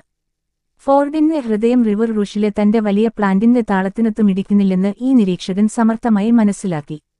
പുകയുന്ന പുകക്കുഴലുകൾ, കപ്പലുകൾ ഇറക്കുന്നതിന്റെ തിരക്ക്, ഒരു വലിയ അസംബ്ലി ലൈനിന്റെ ലോഹഘർഷണം എന്നിവയ്ക്കിടയിൽ പ്രായമായ വ്യവസായി അതിന്റെ ഏറ്റവും ഉയർന്ന സ്ഥാനത്ത് പ്രതിദിനം 4000 ഓട്ടോമൊബൈലുകൾ ഉത്പാദിപ്പിക്കുന്ന 2 ചതുരശ്ര മൈൽ വിസ്തീർണമുള്ള ഒരു പ്ലാന്റിൽ ഏകദേശം 1,00,000 തൊഴിലാളികളുടെ അധ്വാനത്തെ നിരീക്ഷിച്ചു. ലോകത്തിലെ ഏറ്റവും വലിയ പ്ലാന്റായ റൂഷ് ഇത്രയും വലുതായതിനാൽ ഇനി അത് രസകരമല്ല എന്ന് ഫോർഡ് ഒരു ദുഃഖഭരിതവും വെളിപ്പെടുത്തുന്നതുമായ അഭിപ്രായത്തിൽ സമ്മതിച്ചു. അപ്പോൾ ഹെൻറി ഫോർഡിന്റെ ഹൃദയം എവിടെയായിരുന്നു? ഫോർച്യൂൺ റിപ്പോർട്ട് ചെയ്തതുപോലെ അദ്ദേഹം തന്റെ സൃഷ്ടിച്ച വ്യാവസായിക സാമ്രാജ്യത്തിൽ നിന്ന് നാടോടി നൃത്തങ്ങൾ, വിളവെടുപ്പ് പുനരാവിഷ്കാരങ്ങൾ, പരീക്ഷണാത്മക ഫാമുകൾ, ട്രാക്ടർ വികസന പദ്ധതികൾ എന്നിവയിൽ കൂടുതൽ സമയവും ചെലവഴിച്ചു. ഈ പ്രവർത്തനങ്ങളിൽ മുഴുകിയിട്ടില്ലാത്തപ്പോൾ അദ്ദേഹം തന്റെ ജന്മസ്ഥലത്ത് നിന്ന് വെറും 2 മൈൽ അകലെയുള്ള ഡിയർബോണിൽ അദ്ദേഹം നിർമ്മിച്ച ഗ്രാമീണ എസ്റ്റേറ്റായ ഫെയർലെയിനിൽ, അല്ലെങ്കിൽ ജോർജിയയിലെ റിച്ച്മണ്ട് ഹില്ലിലെ 75,000 ഏക്കർ വിസ്തൃതിയുള്ള തന്റെ തോട്ടത്തിൽ ദിവസങ്ങൾ ചെലവഴിച്ചു. മറ്റൊരു വിധത്തിൽ പറഞ്ഞാൽ അമേരിക്കയിലെ വൻതോതിലുള്ള ഉൽപ്പാദനത്തിന്റെ ശില്പി, ദശലക്ഷക്കണക്കിന് വാഹനങ്ങൾ നിർമ്മിച്ച് വിതരണം ചെയ്തുകൊണ്ട് അവിശ്വസനീയമായ സമ്പത്ത് സ്വരൂപിച്ചു. ദശലക്ഷക്കണക്കിന് വാഹനങ്ങൾ നിർമ്മിച്ച് നന്ദിയുള്ള പൊതുജനങ്ങൾക്ക് വിതരണം ചെയ്യുന്നതിലൂടെ അവിശ്വസനീയമായ സമ്പത്ത് സ്വരൂപിച്ച അമേരിക്കയിലെ വൻതോതിലുള്ള ഉൽപ്പാദനത്തിന്റെ ശില്പി, കാറുകൾ നിറഞ്ഞ വ്യാവസായിക നഗരത്തിൽ നിന്ന് രക്ഷപ്പെടുമ്പോൾ ഏറ്റവും സന്തോഷവാനാണെന്ന് തോന്നി. അദ്ദേഹം ഗ്രാമപ്രദേശങ്ങളിൽ അഭിവൃദ്ധി പ്രാപിച്ചു, ഗ്രാമീണ ജീവിതത്തിന്റെ താളങ്ങളിലും ഗന്ധങ്ങളിലും അധ്വാനത്തിലും പാരമ്പര്യങ്ങളിലും മുഴുകി. ഹെൻറി ഫോർഡിന്റെ ഏറ്റവും പ്രിയപ്പെട്ട മുതിർന്ന ഹോബിയിൽ ഈ പ്രചോദനം പൂർണ്ണമായും പൂത്തുലഞ്ഞു. 1920കളോടെ ലോകമെമ്പാടും പ്രശസ്തി നേടിയ ശേഷം തന്റെ യുവത്വത്തിന്റെ ലോകം പുനർനിർമ്മിക്കുന്നതിനായി അദ്ദേഹം പണവും പരിശ്രമവും ചെലവഴിച്ചു. വർഷങ്ങളുടെ തയ്യാറെടുപ്പിനുശേഷം 1929ൽ ഡിയർബോണിൽ 252 ഏക്കറിൽ നിർമ്മിച്ച ഒരു വലിയ ടൂറിസ്റ്റ് പാർക്കും മ്യൂസിയവും ഫോർഡ് പൊതുജനങ്ങൾക്കായി തുറന്നു. ഫോർഡിന്റെ ഏജന്റുമാർ കഠിനമായി ശേഖരിച്ച എല്ലാത്തരം പുരാതന വസ്തുക്കളും അമേരിക്കൻ സന്ദർശകർക്ക് പരിശോധിക്കാൻ കഴിയും. ഹെൻറി ഫോർഡ് മ്യൂസിയത്തിന്റെ അടച്ചിട്ട കെട്ടിടങ്ങളിൽ 18-ാം നൂറ്റാണ്ടിലും 19-ാം നൂറ്റാണ്ടിലുമുള്ള അമേരിക്കയിൽ നിന്നുള്ള ദൈനംദിന വസ്തുക്കളുടെ ഒരു നിര സന്ദർശകർ കണ്ടു. കാർഷിക ഉപകരണങ്ങൾ, റെയിൽറോഡ് എഞ്ചിനുകൾ, ഫർണിച്ചറുകൾ, പാചക ഉപകരണങ്ങൾ, വാഗണുകൾ, മരപ്പണിക്കാർ തുടങ്ങി നിരവധി. ഗ്രീൻഫീൽഡ് വില്ലേജിന് പുറത്ത് നിരവധി വാസ്തുവിദ്യാ കലാരൂപങ്ങൾ ഉണ്ടായിരുന്നു. എബ്രഹാം ലിങ്കൺ നിയമം പരിശീലിച്ചിരുന്ന ഒരു കോടതിമുറി, തോമസ് എഡിസന്റെ ലബോറട്ടറികൾ, സ്റ്റീഫൻ ഫോസ്റ്ററിന്റെയും നോഹ വെബ്സ്റ്ററിന്റെയും വീടുകൾ, ഒരു സതേൺ പ്ലാന്റേഷൻ ഹൌസ്, റൈറ്റ് ബ്രദേഴ്സിന്റെ സൈക്കിൾ ഷോപ്പ്, ഒരു ഗ്രിസ്മിൽ, ഒരു സ്റ്റേജ് കോച്ച് ടവേൺ, ഇവയിൽ ചിലത് ഫോർഡിന്റെ മരപ്പണിക്കാരും കരകൗശല വിദഗ്ധരും വാങ്ങി ശ്രദ്ധാപൂർവം പൊളിച്ചു, പിന്നീട് പുനർനിർമ്മിച്ചു. വില്യം ഹോംസ് മഗ്ഗഫിയുടെ ലോഗ് കാബിൻ ജന്മസ്ഥലം ഗ്രാമത്തിൽ ശ്രദ്ധേയമായ ഒരു സ്ഥാനം നേടി. വാഷിംഗ്ടണിൽ നിന്ന് ശ്രദ്ധാപൂർവം താമസം മാറിയപ്പോൾ കൗണ്ടി, പെൻസിൽവാനിയ, മഗ്ഗഫി ക്യാബിൻ ഒരു ലോഗ് സ്കൂൾ ഹൌസിന് അടുത്തായിരുന്നു. ഗ്രീൻഫീൽഡ് വില്ലേജ് സ്കൂളിലെ പ്രൈമറി ഗ്രേഡുകളിലെ കുട്ടികൾ പഴയ പാഠപുസ്തകങ്ങൾ വായിക്കുകയും പഠിക്കുകയും ചെയ്തു. 1936-ൽ ഒരു ന്യൂയോർക്ക് ടൈംസ് റിപ്പോർട്ടറോടൊപ്പം ഗ്രാമത്തിൽ ചുറ്റിനടന്ന ഫോർഡ് ഈ ബാല്യകാല ഉപദേഷ്ടാവിനോടുള്ള ആദരവ് വീണ്ടും ഉറപ്പിച്ചു. ഈ സ്കൂൾ വീട് ഞങ്ങൾക്ക് ഒരു പ്രചോദനമാണ്, കാരണം മഗ്ഗഫിയുടെയും അദ്ദേഹത്തിന്റെ സ്കൂളിന്റെയും കീഴിൽ അതിന്റെ ആദ്യ തത്വങ്ങൾ പഠിച്ചതിന് സമാനമായ ഒരു തലമുറയെ സൃഷ്ടിക്കാൻ ഞങ്ങൾ ശ്രമിക്കുകയാണ്. എന്നാൽ ഗ്രീൻഫീൽഡ് വില്ലേജിൽ മറ്റൊരു വാസ്തുവിദ്യ ഐക്യമുണ്ടായിരുന്നു. അത് മഗ്ഗഫി ക്യാബിനേക്കാൾ അദ്ദേഹത്തിന്റെ ഹൃദയത്തോട് ചേർന്നു നിന്നു. ഹെൻറി ഫോർഡിന്റെ സ്വന്തം ബാല്യകാല വീട് അദ്ദേഹത്തിന്റെ ഓർമ്മകളുടെ ബ്ലൂപ്രിന്റിൽ സ്നേഹപൂർവ്വം പുനർനിർമ്മിച്ചു, ഏറ്റവും ചെറിയ വിശദാംശങ്ങൾ വരെ കൃത്യയോടെ. ഭാഗികമായി ആ വീട് അദ്ദേഹത്തിന്റെ അമ്മയുടെ ജീവനുള്ള സ്മാരകമായി നിലകൊണ്ടു. അവരുടെ വാൾപേപ്പർ, മുറിയിലെ അലങ്കാരങ്ങൾ, ചൈന പാറ്റേണുകൾ, പുസ്തകങ്ങൾ, മരപ്പലകകൾ, അടുക്കള ഉപകരണങ്ങൾ എന്നിവ കൃത്യമായി പകർത്തി. ഫോർഡിന്റെ യുവത്വ വിജയ പോരാട്ടത്തിന്റെ ഒരു ചിത്രീകരണവും ഇത് വാഗ്ദാനം ചെയ്തു. വാച്ച് റിപ്പയർമാൻ എന്ന നിലയിൽ അദ്ദേഹത്തിന്റെ ഏകാന്തമായ ശ്രമങ്ങൾക്ക് ഊന്നൽ നൽകുന്നതിനായി മുകളിലത്തെ നിലയിൽ അദ്ദേഹത്തിന്റെ വർക്ക് ബെഞ്ച് വ്യക്തമായി സ്ഥാപിച്ചതുപോലെ ഹൊറേഷ്യോ അൾജർ എന്ന നിലയിൽ ഫോർഡിന്റെ ഒരു ഛായാചിത്രം വീട്ടിലുണ്ടായിരുന്നു. ഗ്രാമപ്രദേശങ്ങളിൽ നിന്ന് ഉയർന്നുവന്ന ആൺകുട്ടി അമ്മയാൽ വളർത്തപ്പെട്ടയാൾ അവനെ ഏകാന്തമായ ഒരു വിധി പിന്തുടരാൻ വിട്ടു. അപ്രത്യക്ഷമായ ഒരു കാലഘട്ടത്തിന്റെ ഉണർവും വ്യക്തിപരമായ അർത്ഥത്തിന്റെ പ്രകടനങ്ങളുമുള്ള ഗ്രീൻഫീൽഡ് വില്ലേജ്, ഹെൻറി ഫോർഡ് തന്റെ യുവത്വത്തിന്റെ പഴയകാല ഫാക്ടറി നിർമ്മാണത്തിന് മുമ്പുള്ള ലോകത്തോട് ആഴത്തിലുള്ള വൈകാരിക അടുപ്പം നിലനിർത്തിയിരുന്നുവെന്ന് വ്യക്തമായി തെളിയിച്ചു. ഒരു യുവാവെന്ന നിലയിൽ അദ്ദേഹത്തിന്റെ ജീവിതത്തെ അടയാളപ്പെടുത്തിയിരുന്ന യാന്ത്രികമായ തീക്ഷ്ണതയും കാർഷിക ജീവിതത്തോടുള്ള നിരാശയും ഉണ്ടായിരുന്നിട്ടും അദ്ദേഹത്തിന്റെ ഗ്രാമീണ വേരുകൾ ആ സമയത്ത് അദ്ദേഹം തിരിച്ചറിഞ്ഞതിലും വളരെ ആഴത്തിൽ പടർന്നു. എന്നാൽ ഫോർഡിന്റെ യുവത്വത്തിന്റെ ലോകത്തിനായി സമർപ്പിച്ചിരിക്കുന്ന ഈ സ്ഥലം പഴയതും ഉണങ്ങാത്തതുമായ ഒരു മുറിവ് ശ്രദ്ധാപൂർവം മറച്ചുവെച്ചു. പലപ്പോഴും സംഭവിക്കുന്നതുപോലെ കാണാതായത് നിലവിലുള്ളതിനേക്കാൾ വളരെ കുറവാണ്. ഗ്രീൻഫീൽഡ് വില്ലേജിൽ വില്യം ഫോർഡിനെ കണ്ടെത്താൻ കഴിഞ്ഞില്ല. പിതാവിന്റെ അസ്തിത്വത്തിന്റെ ഒരു സൂചന മാത്രമേ അവിടെ കാണാനായുള്ളൂ. വീട്ടുവളപ്പിൽ അദ്ദേഹത്തിന്റെ പേരിനെക്കുറിച്ച് പരാമർശമുണ്ട്. അദ്ദേഹത്തിന്റെ പ്രവർത്തനങ്ങളെയും സ്വാധീനത്തെയും കുറിച്ച് ഒന്നും തന്നെയില്ല. പിൽക്കാലത്ത് താൻ സ്നേഹിക്കാൻ പോകുന്ന പരമ്പരാഗത ലോകത്തോട് മുറുകെ പിടിച്ചതിന് മകൻ വില്യമിനോട് ഒരിക്കലും ക്ഷമിച്ചിട്ടില്ലെന്ന് തോന്നുന്നു. വാസ്തവത്തിൽ വളരെ പ്രായമായിട്ടും ഹെൻറി തന്റെ പിതാവിനെതിരെ പരാതി പറഞ്ഞുകൊണ്ടിരുന്നു. വൃദ്ധനെ അപമാനിക്കുന്ന കഥകൾ അദ്ദേഹം റിപ്പോർട്ടർമാർക്കും ജീവചരിത്രകാരന്മാർക്കും നൽകി. സ്വകാര്യമായി പഴയ ലിറ്റോഗോട്ട് വീട് ബന്ധുക്കൾക്ക് കാണിച്ചപ്പോൾ അദ്ദേഹം അതിനെ എന്റെ അമ്മയുടെ വീട്, എന്റെ അച്ഛൻ ആ സ്ഥലത്തേക്ക് നടന്നു എന്ന് കോപത്തോടെ വിശേഷിപ്പിച്ചു. പക്ഷേ സാധാരണയായി ഈ അമേരിക്കൻ ഇതിഹാസത്തിന് കഥ തോന്നിയതിനേക്കാൾ സങ്കീർണമായിരുന്നു. മറ്റുള്ളവർ വിശ്വസിക്കണമെന്ന് ആഗ്രഹിക്കുന്നതുപോലെ ഹെൻറി ഒരിക്കലും തന്റെ പിതാവിനെ പൂർണ്ണമായും നിരസിച്ചില്ല. അദ്ദേഹത്തിന്റെ എല്ലാ കാർഷിക പദ്ധതികളും, അദ്ദേഹത്തിന്റെ സമർപ്പിത ട്രാക്ടറുകളുടെ നിർമ്മാണം, സോയാബീനുകൾ ഉപയോഗിച്ചുള്ള അനന്തമായ പരീക്ഷണങ്ങൾ, സിന്തറ്റിക് പാൽ നിർമ്മിക്കാനുള്ള അദ്ദേഹത്തിന്റെ ശ്രമങ്ങൾ വില്യം ഫോർഡിന്റെ ലോകത്തിൽ നിന്നാണ് ഉയർന്നുവന്നത്. മാത്രമല്ല, കുറച്ച് ആളുകൾക്ക് ഇത് അറിയാമായിരുന്നെങ്കിലും 1890കളിൽ ഡിയർബോൺ ഫാമിൽ നിന്ന് വിരമിച്ചതിന് ശേഷം വർഷങ്ങളോളം വില്യം തന്റെ മൂത്ത മകന്റെ കുടുംബത്തോടൊപ്പമോ സമീപത്തോ താമസിച്ചു. ഏറ്റവും പ്രധാനമായി ഹെൻറി തന്റെ പ്രായപൂർത്തിയായ ജീവിതത്തിലുടനീളം ആവേശത്തോടെ പിന്തുടർന്ന ഒരു ഹോബിയിൽ തന്റെ പിതാവിനോടുള്ള കടപ്പാട് വെളിപ്പെടുത്തി. പക്ഷിയുടെ കൂട് കാണാൻ വില്യം തന്നെ കൈപിടിച്ച് കൊണ്ടുപോയ ഫെയറിൽ ഹെൻറി സൃഷ്ടിച്ചതേറ്റവും പ്രധാനമായി ഹെൻറി തന്റെ പ്രായപൂർത്തിയായ ജീവിതകാലം മുഴുവൻ ആവേശത്തോടെ പിന്തുടർന്ന ഒരു ഹോബിയിൽ പിതാവിനോട് ഒരു കടപ്പാട് വെളിപ്പെടുത്തി. പക്ഷിക്കൂട് കാണാൻ വില്യം കൈപിടിച്ചു പോയ പുരാതന ബാല്യകാല ഓർമ്മകളെ പ്രതിഫലിപ്പിച്ചുകൊണ്ട് വയലിൽ ശ്രദ്ധാപൂർവം ഒറ്റയ്ക്ക് വിട്ടിരുന്ന ഹെൻറി ഫെയർലൈനിൽ നൂറുകണക്കിന് പക്ഷിക്കൂടുകളും ഡസൻ കണക്കിന് പക്ഷിക്കുളങ്ങളും സമൃദ്ധമായ പക്ഷിവർഗ്ഗങ്ങളും നിറഞ്ഞ ഒരു വിശാലമായ സങ്കേതം സൃഷ്ടിച്ചു. തന്റെ വരാന്തയിൽ നിന്ന് ബൈനോക്കുലറിലൂടെ ഈ തൂവലുകളുള്ള ജീവികളെ കാണുകയോ തന്റെ എസ്റ്റേറ്റിലെ കാടുകളിലൂടെയും മേച്ചിൽപ്പുറങ്ങളിലൂടെയും നീണ്ട ഉച്ചകഴിഞ്ഞ് നടക്കുകയോ ചെയ്യുന്നത് ഒരുപക്ഷെ അദ്ദേഹത്തിന് ഏറ്റവും സ്വകാര്യ ആനന്ദം നൽകി. ഡെട്രോയിറ്റിലെ തിരക്കേറിയ പുക നിറഞ്ഞ ഫാക്ടറികളിൽ ഹെൻറി ഫോർഡ് തീർച്ചയായും ഭാഗ്യവും പ്രശസ്തിയും കണ്ടെത്തി.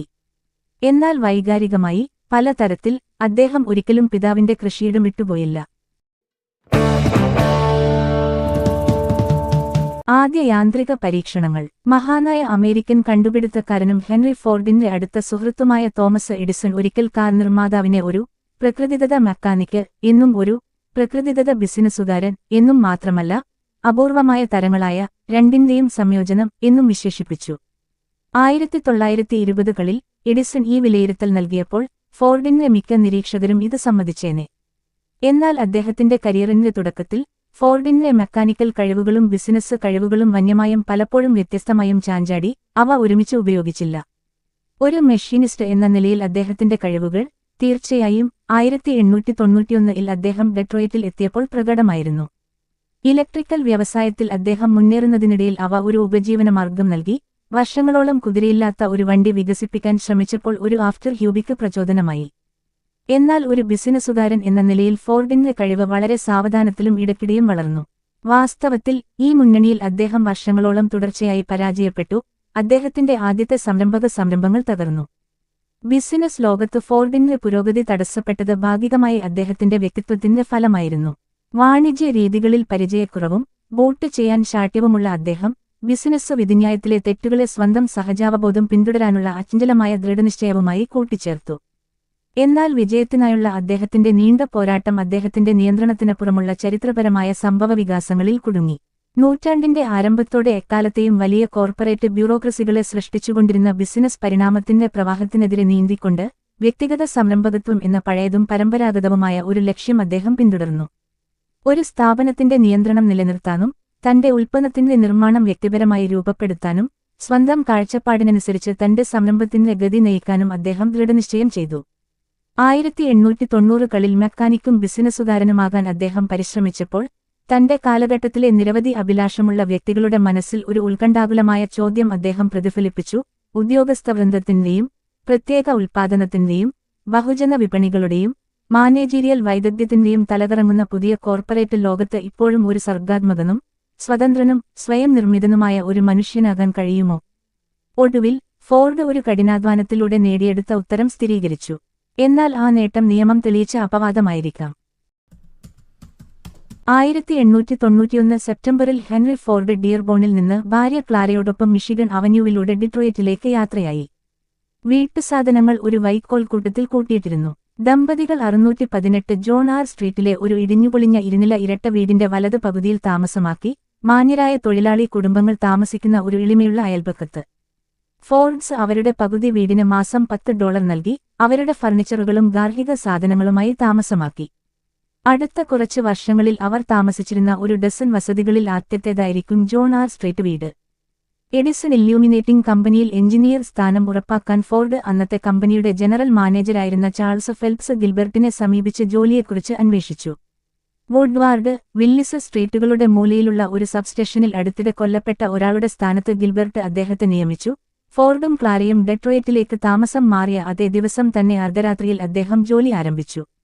1886ൽ സ്ഥാപിതമായ എഡിസൺ ഇല്യൂമിനേറ്റിംഗ് 1890കളോടെ റെസിഡൻഷ്യൽ മാർക്കറ്റിൽ ശ്രദ്ധ കേന്ദ്രീകരിച്ചു. വൈദ്യുതി ഉപയോഗിക്കുന്ന ഡെട്രോയിറ്റിലെ വീടുകളിൽ 3 ഭാഗത്തിനും വൈദ്യുതി വിതരണം ചെയ്തു. അടുത്ത ദശകത്തിൽ ഫോർഡ് എഡിസണിന്റെ കീഴിൽ ജോലി ചെയ്യുമായിരുന്നു. വൈകുന്നേരം രാവിലെ 6 മണി മുതൽ രാവിലെ 6 മണി വരെ പ്രതിമാസം $40 അദ്ദേഹം രാത്രി ഷിഫ്റ്റിൽ ജോലി ചെയ്തു. വില്ലിസ് ആൻഡ് വുഡ്വാർഡ് സബ്സ്റ്റേഷനിൽ സമീപത്തുള്ള വീടുകൾക്ക് വൈദ്യുതി ഉൽപ്പാദിപ്പിക്കുന്ന 3 വലിയ എഞ്ചിനുകളുണ്ടായിരുന്നു. 100 കുതിരശക്തിയുള്ള ബാക്ക് സ്റ്റീം എഞ്ചിൻ, 300 കുതിരശക്തിയുള്ള Rice dynamo, Arlington and Sims 150 കുതിരശക്തിയുള്ള ജനറേറ്റർ. ഈ ജനറേറ്ററുകളുടെ പ്രവർത്തനം മേൽനോട്ടം വഹിക്കുകയും അവ സുഗമമായ പ്രവർത്തന ക്രമത്തിൽ നിലനിർത്തുകയും ചെയ്യുക എന്നതായിരുന്നു ഫോർഡിന്റെ ജോലി. ഒരു മാസത്തിനുള്ളിൽ തന്റെ ആദ്യത്തെ പ്രൊഫഷണൽ വിജയം ആസ്വദിക്കാൻ അദ്ദേഹം ഒരു ദുരന്തം പ്രയോജനപ്പെടുത്തി. ബാക്ക് എഞ്ചിൻ പരാജയപ്പെട്ടു. പരിശോധനയിൽ പിസ്റ്റൺ വടി തകർന്നതും സിലിണ്ടർ ബ്ലോക്കിലെ ദ്വാരവും തകർന്ന വാൽവും മൂലം വലിയ കേടുപാടുകൾ കണ്ടെത്തി. അറ്റകുറ്റപ്പണികൾ ചെലവേറിയതും സമയമെടുക്കുന്നതുമാണെന്ന് വാഗ്ദാനം ചെയ്തു. എന്നാൽ സ്റ്റീം എഞ്ചിനുകളുമായുള്ള തന്റെ കഴിവുകളിൽ ആത്മവിശ്വാസമുള്ള ഫോർഡ് ആ ജോലി സ്വയം ഏറ്റെടുക്കാൻ സന്നദ്ധനായി. തന്റെ മേലുദ്യോഗസ്ഥരെ അത്ഭുതപ്പെടുത്തിക്കൊണ്ട് ഒരു ആഴ്ചയ്ക്കുള്ളിൽ അദ്ദേഹം സ്വന്തമായി പാറ്റേൺ ഉണ്ടാക്കി, ബ്ലോക്ക് പാച്ച് ചെയ്തു, പിസ്റ്റൺ വടിയും വാൽവും ശരിയാക്കി. ഗിൽബർട്ട് ഉടൻ തന്നെ അദ്ദേഹത്തിന് പ്രതിമാസം $5 ശമ്പള വർധനവ് നൽകി, അടുത്ത മാസവും അത് തന്നെ ചെയ്തു. ഫോർഡിന്റെ പ്രശസ്തിയും ശമ്പളവും ക്രമാനുഗതമായി വർദ്ധിച്ചു. അദ്ദേഹം പകൽ ഷിഫ്റ്റിലേക്ക് മാറി. ഏതാനും മാസങ്ങൾക്കുള്ളിൽ കമ്പനിയുടെ പ്രധാന സ്റ്റേഷനായ വാഷിംഗ്ടൺ ബൊളിവാർഡിലേക്കും സ്റ്റേറ്റ് സ്ട്രീറ്റിലേക്കും സ്ഥാനക്കയറ്റം ലഭിച്ചു. 1893 ആയപ്പോഴേക്കും 30 വയസ്സുള്ള ആ എഞ്ചിനീയർ കമ്പനിയുടെ ഏറ്റവും വിലപ്പെട്ട ജീവനക്കാരിൽ ഒരാളായി മാറി. വർഷങ്ങൾക്ക് ശേഷം എഡിസണിന്റെ മാനേജരായ ഗിൽബർട്ടിന് ശേഷം വന്ന അലക്സാണ്ടർ ഡൌവിനെയും സബ്സ്റ്റേഷനിൽ ഫോർഡിന്റെ ആദ്യ സൂപ്പർവൈസറായിരുന്ന ജോൺ ആർ. വൈൽഡിനെയും പത്രപ്രവർത്തകർ അഭിമുഖം നടത്തി.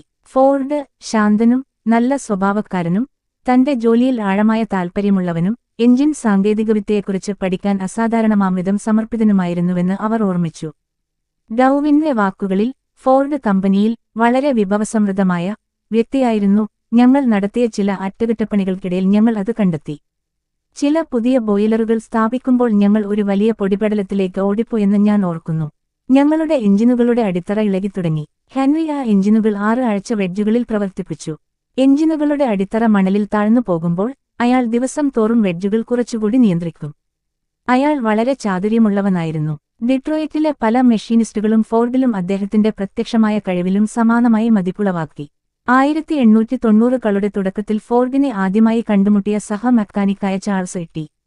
ബുഷ് എഡിസണിൽ നീരാവി എഞ്ചിനുകൾ മെച്ചപ്പെടുത്താനുള്ള അദ്ദേഹത്തിന്റെ ശ്രമം അദ്ദേഹത്തെ ആകർഷിച്ചു. തനിക്ക് വരുത്താൻ കഴിയുന്ന ചില ചെറിയ പുരോഗതികളുണ്ടെന്ന് അദ്ദേഹം എപ്പോഴും കരുതിയിരുന്നു, ബുഷ് പറഞ്ഞു. അവയെ മികച്ച രീതിയിൽ പ്രവർത്തിപ്പിക്കാനും അവ കുറച്ച് നീരാവി ഉപയോഗിക്കാനും 1 ടൺ കൽക്കരിയിൽ നിന്ന് കൂടുതൽ പ്രയോജനപ്പെടുത്താനും കഴിയുമെന്ന് അദ്ദേഹം കരുതി. ഡെട്രോയിറ്റ് നിർമ്മാതാവായ ഫ്രെഡറിക് എഫ്. ഇൻഗ്രാമിലും ഫോർഡ് ഒരു മായാത്ത മുദ്ര പതിപ്പിച്ചു. ആർക്കും നന്നാക്കാൻ കഴിയാത്ത ഒരു യന്ത്ര തകരാറ് അദ്ദേഹത്തിന്റെ ഫാക്ടറിയിൽ ഉണ്ടായിരുന്നു. ഡൌ എപ്പോഴും വീൺപിളക്കിയിരുന്ന എഞ്ചിനീയറെ അയക്കാൻ അദ്ദേഹം തന്റെ സുഹൃത്ത് അലക്സാണ്ടർ ഡൌവിനോട് അഭ്യർത്ഥിച്ചു. കുറച്ചു സമയത്തിനുള്ളിൽ മെലിഞ്ഞ, വയർ നിറഞ്ഞ ഒരു മനുഷ്യൻ എന്റെ സ്ഥലത്തേക്ക് വന്നു. അദ്ദേഹം തന്റെ പേര് ഫോർഡ് എന്ന് പറഞ്ഞു. ഞാൻ ജീവിച്ചിരിക്കുന്നിടത്തോളം കാലം ആ സന്ദർഭം ഞാൻ ഒരിക്കലും മറക്കില്ല. ഞങ്ങളുടെ പ്രശ്നങ്ങളെക്കുറിച്ച് ഞങ്ങൾ അദ്ദേഹത്തോട് പറയുമ്പോൾ ഫോർഡ് 1-2 മിനിറ്റ് അവിടെ നിന്നു. അയാൾ 1-2 തവണ മങ്ങിയ എഞ്ചിനരികിലൂടെ നടന്നു, ഒരുപക്ഷെ അതിൽ അല്പം ബുദ്ധിമുട്ടിച്ചിരിക്കാം. പിന്നെ അയാൾ ത്രോട്ടിലിലേക്ക് നടന്നു, സ്റ്റീം ഓൺ ചെയ്തു, അപ്പോൾ അത് പ്രവർത്തിച്ചു. ഫോർഡിന്റെ എഞ്ചിനീയറിംഗ് വൈദഗ്ധ്യവും സമർപ്പണവും ഡെട്രോയിറ്റ് മെഷീനിസ്റ്റ് സർക്കിളുകളിൽ പ്രശസ്തമായി മാറിയെങ്കിലും തീവ്രമായ അഭിലാഷം അതിനൊപ്പമെത്തിയില്ല. നേരെ മറിച്ച് എഡിസണിൽ അദ്ദേഹം തന്റെ വിശ്രമകരമായ ജോലിശീലങ്ങൾക്കും തമാശക്കാരനായ വ്യക്തിത്വത്തിനും കുപ്രസിദ്ധനായി. പ്രധാന സ്റ്റേഷനിൽ ആയിരിക്കുമ്പോൾ ഫോർഡ് ഒരിക്കൽ തന്റെ ഉപകരണങ്ങളും ജോലി വസ്ത്രങ്ങളും ഉപേക്ഷിച്ച ഒരു ജീവനക്കാരനോട് പ്രതികാരം ചെയ്തു. മറ്റൊരിക്കൽ ഫോർഡ് തന്റെ സുഹൃത്ത് ജോൺ വൈൽഡിനൊപ്പം പുറത്തേക്ക് ഓയിട്ടി ചൂടുള്ള കൽക്കരി നിറച്ച ഒരു വലിയ കോരികയിൽ സൾഫർ ഇടുകയും ചുമരിലെ ഒരു കെട്ടഴിച്ച് കെട്ടിടത്തിലേക്ക് കഠിനമായ പുക ഊതാൻ ഒരു ബെല്ലോ ഞെക്കുകയും ചെയ്യുന്നത് കണ്ടു. കെട്ടിടത്തിന്റെ ബേസ്മെന്റിൽ എഞ്ചിൻ നന്നാക്കുന്ന തൊഴിലാളികൾക്ക് ക്ഷീണം അനുഭവപ്പെട്ടു, വായുവിനുവേണ്ടി ശ്വാസം മുട്ടാൻ തുടങ്ങി. ഫോർഡിന്റെ കൂട്ടാളികളിൽ ഒരാളായ ജിം ബിഷപ്പ് ഒരു ദിവസം ജോലി കഴിഞ്ഞ് വീട്ടിലേക്ക് പോകുമ്പോൾ തന്റെ തിളങ്ങുന്ന പുതിയ സൈക്കിളിൽ ഒരാൾ സഞ്ചരിക്കുന്നത് കണ്ടു. കള്ളനെ നിർത്തൂ എന്ന് അലറിക്കൊണ്ടാണ് അയാൾ പിന്നാലെ ഓടിപ്പോയത്. അത്ഭുതകരമെന്നു പറയട്ടെ, കള്ളൻ സൈക്കിളിൽ നിന്ന് വീണു, ഉറക്കെ ചിരിക്കാൻ തുടങ്ങി. ബിഷപ്പ് അയാളെ പിടിച്ചു. അത് ഫോർഡ് ആയിരുന്നു. വാസ്തവത്തിൽ ഫോർഡ് തന്റെ ജോലിയോട് ഒരു നിസ്സാര മനോഭാവം പ്രകടിപ്പിച്ചു. 1893 ആയപ്പോഴേക്കും അദ്ദേഹത്തിന്റെ കഴിവുകൾ അദ്ദേഹത്തെ ഒരു പ്രശ്നപരിഹാരിയാക്കി മാറ്റി. അതിനാൽ അദ്ദേഹത്തിന്റെ ജോലി ഷെഡ്യൂളിൽ അറ്റകുറ്റപ്പണികൾ, കമ്പനിയുടെ ജനറേറ്റിംഗ് മെഷീനുകളിൽ ഒന്നിന്റെ ഇടയ്ക്കിടെയുള്ള അടിയന്തര അറ്റകുറ്റപ്പണികൾ എന്നിവയാൽ വിരാമമിട്ട നിരവധി മണിക്കൂർ മന്ദഗതിയിലുള്ള സമയം ഉൾപ്പെട്ടിരുന്നു. ഫോർഡ് ഒരിക്കൽ തന്റെ എഡിസൺ ദിവസങ്ങളിൽ സമ്മതിച്ചതുപോലെ പ്ലാന്റിന് ചുറ്റും കാര്യമായൊന്നും ചെയ്യാനില്ലായിരുന്നു. ഇപ്പോൾ അയൽപ്പക്കത്തെ കടയിൽ ജോലി ചെയ്തിരുന്ന ഫോർഡിന്റെ പഴയ അപ്രന്റീസ് സുഹൃത്തായ ഫ്രെഡറിക് സ്ട്രോസ് എഞ്ചിനീയറുടെ മന്ദഗതിയിലുള്ള ജോലി ദിനചര്യയുടെ സമാനമായ ഒരു ചിത്രം വരച്ചു. സത്യം പറയാൻ ഹെൻറി ഒരിക്കലും കൈകൾ ഉപയോഗിച്ചില്ല. 9 മണി കഴിഞ്ഞാണ് അദ്ദേഹം ഒരിക്കലും ജോലിക്ക് വന്നത്, സ്ട്രോസ് പറഞ്ഞു. എഡിസണിൽ ഹെൻറി ഒരു ഫ്രീലാൻസ് ആയിരുന്നു. അവന് കാവലിരിക്കേണ്ടി വന്നില്ല. അവൻ എല്ലാ ദിവസവും 3-4 മണിക്കൂർ എന്റെ കടയിലുണ്ടാകും, അവിടെ കുരങ്ങു കളിക്കുക മാത്രം ചെയ്യും. എന്നാൽ ഫോർഡിന്റെ യഥാർത്ഥ താൽപ്പര്യവും ഊർജ്ജവും മറ്റെവിടെയോ ഒഴുകുകയായിരുന്നു.